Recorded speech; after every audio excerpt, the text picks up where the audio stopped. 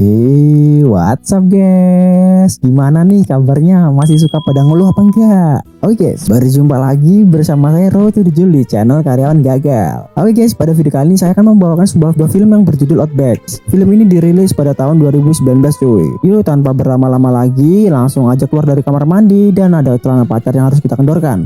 Langsung aja kita nikmati cuy filmnya. Di awal film kita diperlihatkan seorang perempuan yang berada di sebuah bandara. Ternyata dia tidak sendirian dan sedang berlibur bersama pacarnya yang bernama Wade. Jika dilihat-lihat, dia sedang mengalami pertengkaran yang tidak jelas asal-usulnya cuy. Padahal ini adalah hari pertama mereka untuk berlibur di Australia. Kemudian mereka pun pergi menggunakan taksi dan menuju ke tempat penyewaan mobil. Wade yang sudah melakukan perjanjian sebelumnya tidak perlu berlama-lama untuk menyewa mobil itu. Namun bukannya berbahagia, Wade malah melempar kotak cincin ke dalam dashboard mobil. Lisa pun berkata ada baiknya bila cincin itu tersimpan di tempat yang aman cuy. Tapi tetap saja Wade yang lagi emosi langsung mengatur sebuah GPS yang berada di mobil itu. Liburan mereka yang berada di Australia tidak mau melewatkan hari-harinya dengan sia-sia cuy. Makanya di setiap tempat yang bagus langsung dimanfaatkan oleh Lisa untuk berfoto-foto. Kebetulan objek wisata pada hari ini dia menuju ke pantai cuy, yang bernama Copacabana. Gak perlu berlama-lama, Wade dan Lisa langsung bermain air di pantai itu. Tapi sialnya Wade terkena beberapa sengatan dari ubur-ubur. Hal itu membuat Wade terluka parah atas sengatan ubur-ubur itu cuy, dan ia pun kesulitan untuk berjalan. Merasa hari pertamanya kacau, Lisa tidak puas dengan pantai Copacabana. Sampai suatu ketika ia melihat foto objek wisata yang bernama Uluru. Lebih tepatnya Uluru adalah sebuah tatahan yang terletak di tengah-tengah pedalaman. Yang jadi masalahnya untuk tiba di Uluru membutuhkan waktu sekitar 32 jam. Dari malam sampai pagi mereka melakukan perjalanan cuy, dan hanya mengandalkan sebuah GPS cuy. Untuk berjaga-jaga mereka berhenti di salah satu rumah yang jual bensin eceran. Beruntungnya di dalam rumah itu juga terdapat sebuah minimarket cuy, yang menjual berbagai makanan ringan. Singkat cerita, waktu pun berlangsung cepat dan hari pun sudah malam. Mereka memutuskan untuk menginap di suatu malam sebuah hotel. Dalam kondisi kelelahan seperti ini, Wade masih memikirkan sebuah masalah yang membuat dirinya sangat tidak nyaman saat berlibur.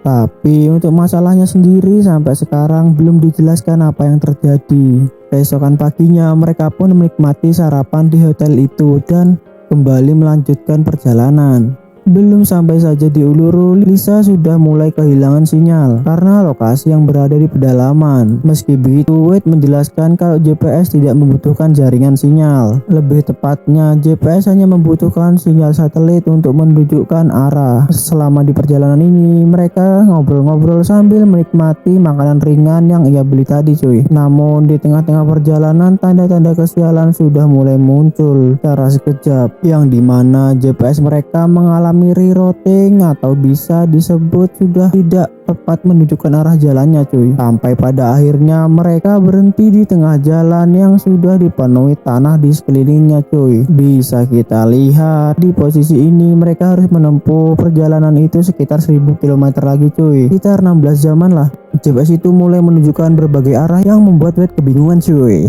Kasian. Saat perintah itu diikuti, ujung-ujungnya Wade malah disuruh putar balik. Padahal jalannya aja udah buntu dan tidak bisa dilewati oleh mobil. Kali ini ia tidak percaya lagi dengan GPS dan terpaksa berhenti di tengah-tengah hamparan tanah. Ditambah lagi banyak sekali hewan buas yang berada di kawasan itu cuy. Alhasil pertengkaran pun kembali terjadi dan membuat perjalanan ini semakin kacau. Lalu Wade berencana untuk menaiki sebuah bukit dengan harapan dapat melihat posisi jalan raya cuy. Tanpa berlama-lama mereka pun jalan ke bukit itu sambil berbicara mengenai keindahan tempat ini. Waktu demi waktu tanpa mereka sadari udah dihabiskan untuk berjalan ke bukit itu. Tapi sialnya saat sampai di atas bukit itu mereka tidak melihat sama sekali sebuah jalan raya. Jadinya momen itu ia gunakan hanya untuk berfoto-foto. Setelah itu ia berencana turun dari bukit dan menuju ke mobil mereka. Namun kondisi yang begitu gelap membuat mereka sulit untuk menemukan jalan pulang. Padahal Wade sudah mengingat posisi mereka dan percaya kalau jalan ini sudah benar. Tapi Lisa tidak mau mengambil resiko untuk berjalan lebih jauh lagi. Sedangkan cadangan minuman mereka sudah terbatas dan itu pun sudah dihabiskan oleh Wade. Hari pertama di tempat ini mereka pun sudah mulai terbangun dan berencana untuk mencari mobil itu. Hanya saja kondisi luka yang dialami oleh Wade hari demi hari semakin memburuk. Berjam-jam sudah mereka habiskan dengan berjalan kaki hanya untuk mencari mobil. Tapi tetap saja tidak ada tanda-tanda bahwa dia sudah kembali ke jalan yang benar. Tidak ada sinyal, tidak ada makanan, tidak ada minuman, dan juga tidak ada harapan cuy. Membuat mereka semakin frustasi. Untuk menghemat tenaga, mereka pun tidur bersama sampai esok pagi. Namun lagi-lagi tanpa disadari ada seekor kalajengking yang berjalan ke tubuhnya Lisa. Bahkan kalajengking itu sudah berada di tubuh Lisa dan membuat Lisa menggaruk-garuk. Kemudian hari kedua sudah tiba, tapi anehnya Lisa tidak terbangun lagi cuy. Wajahnya juga terlihat semakin pucat dan tentunya membuat Wade semakin panik. Saking sayangnya, Wade tetap saja memperjuangkan Lisa walaupun kondisinya sendiri sudah terlalu lemas. Beberapa menit kemudian, ia pun berhenti ke sebuah kurukan tanah dan menemani Lisa di tempat itu. Wade tidak ingin membuang-buang tenaga, sengaja menyempatkan diri untuk beristirahat. Saat sore hari, secara tidak sengaja Wade melihat sebuah pesawat yang melintas di atasnya. Tapi pesawat itu tidak menyadari keberadaan Wade di tempat ini. Ketika itu juga Wade berencana untuk mengambil setiap batu yang ada di sekitarnya cuy. Batu demi batu ia susun secara satu persatu sampai membentuk sebuah tanda SOS. Tidak sampai di situ, Wade menyuruh Lisa yang tidak sadar untuk menunggu di tempat ini. Ia pun mengambil sebuah ranting sambil berjalan ke arah sebelumnya. Saat hari menjelang sore, Lisa pun baru tersadar dengan keadaan kepala yang sangat pusing. Ditambah lagi di dekat pundaknya terdapat luka sebuah sengatan yang cukup parah. Dari sini bisa kita pahami bahwa semalam Lisa habis terkena sengatan kalajengking. Di sisi lain, Wade berhasil berjalan menuju ke tempat yang bekas mereka tidur sebelumnya cuy. Dan Wade pun menemukan tas milik Lisa. Ia berencana memanfaatkan air kencing itu sebagai sumber mineral. Memang mantap rasanya, tapi mau gimana lagi dalam keadaan seperti ini. Untuk arah baliknya, Wade dengan mudah mengikuti garis yang sudah ia garis dengan ranting. Sedangkan Lisa yang semakin panik terus berteriak memanggil nama Wade. Ia pun pada akhirnya tidak tahan lagi dan pergi meninggalkan tempat itu. Emang bener-bener ngapain coba Lisa harus kabur dalam kondisi lemas seperti itu loh, ya kan cuy, aneh.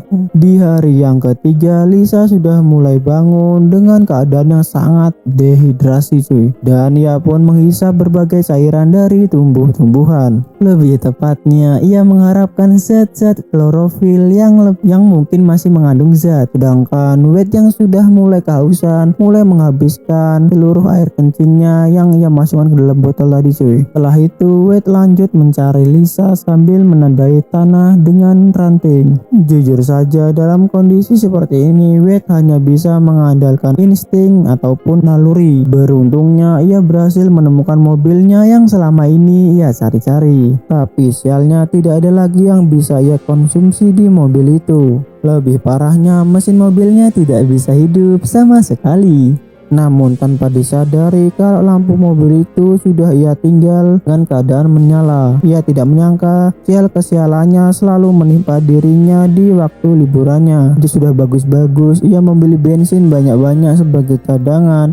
Kok malah sekarang akinya yang terkuras. Saat itu juga Wade rela minum air vapor yang dimana air itu sudah terisi dengan air sabun. Bukan tanpa alasan Wade meminum air sabun. Tujuannya sendiri sudah jelas untuk membuat dirinya kencing yang dalam kondisi kekurangan air. Ia rela berkorban sakit-sakitan, yang penting dia berhasil membawakan air kencing untuk diminum oleh Lisa. Itu pun apabila ia sempat bertemu dengan Lisa dengan kemungkinan yang begitu kecil.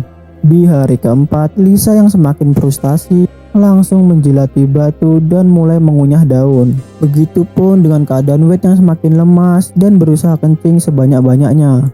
Yang jadi masalahnya, Wade mengalami sakit perut yang luar biasa dan juga batuk-batuk. Sedihnya lagi, dari batuk itu juga terlihat gumpalan darah yang tentu saja menjadi pertanda buruk. Lisa yang sudah pasrah tentang dirinya sendiri mulai sadar bahwa dia berada di sebuah garis yang terbentang jauh. Secara perlahan-lahan ia mengikuti garis itu menggunakan nalurinya sendiri. Benar saja, ia dari kejauhan melihat Wade yang sudah terkapar dan terbaring lemas. Sambil menahan rasa sakit, ia menyuruh Lisa mengikuti garis yang sudah ia buat. Ia juga menyuruh Lisa untuk meminum air kencingnya yang sudah diproduksi secara murni. Gak lama dari itu, Wade mengalami kejang-kejang yang cukup menyedihkan. Bisa dibilang ini adalah detik-detik terakhir untuk melihat wajah kekasihnya cuy. Di hari kelima, Lisa tidak bisa berbuat banyak dan dia harus melihat kekasihnya tewas di depan mata. Kini Lisa tinggal sendirian aja dan tanpa bantuan sebuah cowok yang menyayanginya. Sampai pada akhirnya Lisa pun menemukan sebuah mobil yang ia tinggal berhari-hari. Tapi ternyata di dalam mobil itu sudah ada seekor ular yang menghampirinya. Mau gak mau, Lisa harus membuat dirinya setenang mungkin dan tidak bergerak sedikit pun.